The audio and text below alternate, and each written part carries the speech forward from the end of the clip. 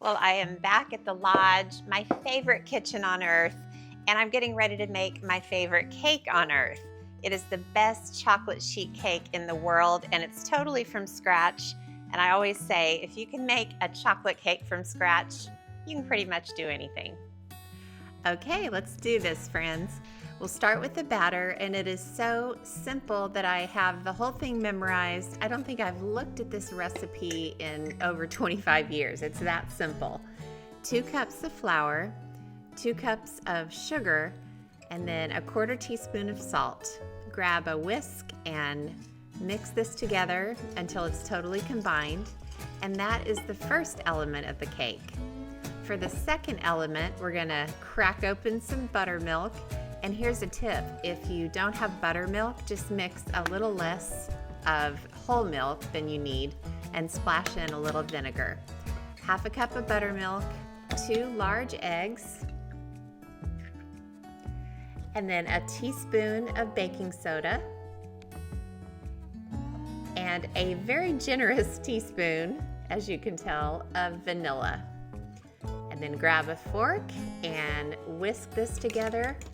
And that is the second element of the cake. Okay. Very easy so far. And for the third element, this is where the chocolate's gonna come in. I start with 2 sticks of salted butter, and then stir it until the butter's all melted, just over medium heat. I always use salted butter with this cake. It just makes it that much more delicious. So when the butter's melted, sprinkle in 4 very heaping tablespoons of unsweetened cocoa powder. I mean, look at those tablespoons. That's a lot. This is a chocolatey cake. And then whisk this until it's just a really smooth, buttery, chocolatey mixture. All right, that looks good. So now grab a cup of boiling water. You can use a tea kettle or you can microwave it. Pour it into the chocolate mixture and then crank up the heat just for about 15 seconds or so, because you want this mixture to bubble up, and then when it's a real rolling boil like this, you can turn off the heat. And now I just pour this over the dry ingredients. I do it immediately and kind of gently stir the dry ingredients as I pour it in. And the purpose of this step is just to cool the chocolate. I don't want to add the eggs and buttermilk while the chocolate is still really hot. So I add this first. You don't have to mix this together at this stage, just kind of fold it a few times to keep cooling it down. And then when it's all cool, you can pour in the buttermilk mixture. And just stir it gently as you add it. This is not a cake that you want to make with a hand mixer or a stand mixer. It's meant to be stirred with an old wooden spoon. So just fold it, stir it gently until that buttermilk and egg mixture starts to mix in. And then when it just barely comes together, it's perfect. And just look at this. From scratch, so easy. So now it goes into a sheet pan. This is just an 18 by 13 inch sheet pan. You can also use a 9 by 13 inch pan if you like. Pour the batter onto the pan. You don't even have to grease it. There's so much butter in this cake, but you can spray it with non-stick baking spray if you want to. Scrape it all out, and then just push the batter into the corners. This cake can bake unevenly if you don't smooth out the surface, so just kind of try to smooth it into an even layer. If it's a little bit uneven, it's okay. You can just call it rustic. And then it goes into a 350-degree oven for exactly 20 minutes, not a second longer. And while the cake is baking, you need to make the icing, because the icing is going to go on the cake as soon as it comes out of the oven. So add 2 more sticks of salted butter to a saucepan and let it melt. And while it's melting, you can sift some powdered sugar. That's about a pound of powdered sugar. And then chop up a good 1/2 cup of pecans. I bought these pecans already chopped, but I want the texture to be really, really fine, almost powdery. So I'm just running the knife over them a few more times.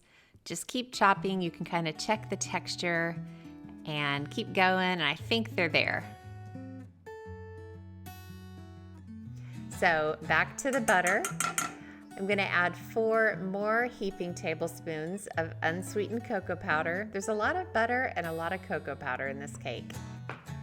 And then just like we did with the batter, stir it until it becomes that smooth, chocolatey, buttery mixture. And that looks good. Let it bubble up just for about 15 seconds or so, and then turn off the heat and grab some whole milk.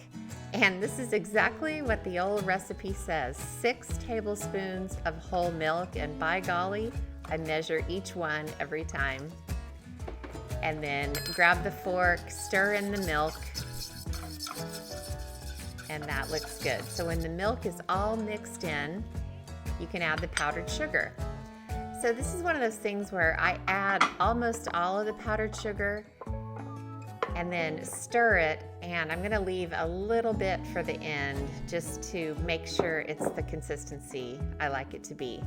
The magic about this icing is that it is so, I don't know what other word to use except runny and wonderful. It's chocolatey and buttery and pourable. It still looks really, really thin, so I'm gonna add the rest of the powdered sugar. Stir it, and this is where you're glad that you sifted the powdered sugar because it helps avoid having those bright white lumps in there. A generous teaspoon of vanilla goes into the icing as well, and this is the perfect consistency. Oh, look at that. Lad loves to lick the pan after I make this icing. It is so good. So now the pecans can go in, and look how finely those are chopped. Again, I leave off a few, stir it around, check how it looks. Yeah, I think it can stand a little more, so I'll add the rest. And stir it, and that icing is perfect. So if the cake's not quite ready yet, just keep stirring from time to time to keep it from setting on top. And here's the cake. It is ready. The kitchen smells like heaven. So chocolatey. So good. And then, yes, you want to immediately pour this icing all over the cake. Now, this is a little competition I always have with myself. My goal is not to have to spread the icing at all. I want to pour it so that it covers every tiny little millimeter of exposed cake. If I spread it, I'm not cool, I tell myself. So watch as I find every little sign of naked cake and I'm pouring every last drop of that icing on it. Look, I did it. No. I'm cool, at least for one more day. So the important part of this cake is that you have to serve it and eat it immediately. It has to be served warm. Of course, it's delicious at room temperature. It's delicious the next day for breakfast, trust me, I know. But look at this. I'm almost speechless. This cake is amazing. I just made some the other day and I served it to a guy that came to see Lad. And he said, this is the best freaking chocolate cake I have ever tasted. And he's right. I'm going to show you about how quickly one slice disappears, when I'm in the room anyway. Oh my gosh. It is tremendously delicious. So tender. I'm not ashamed. It's my favorite cake on earth. Now, don't go anywhere. I'm going to show you some more ways to serve it. So this is natural. Just serve a piece and then grab your favorite flavor of ice cream. Lad's a simple guy with simple wants, and he likes vanilla. I like to do coffee ice cream with this cake. That is amazing. But if you let it sit, the ice cream kind of melts with that warm cake, and my gosh.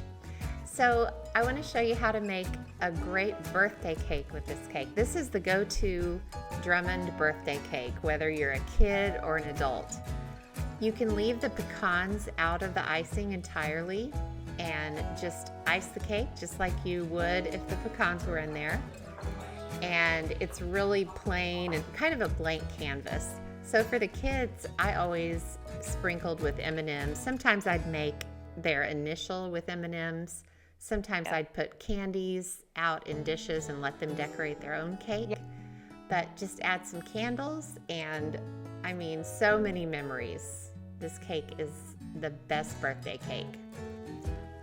Another idea is to just bake the cake alone, cut it in half, and then you can use it as a layer cake. Make it into a layer cake.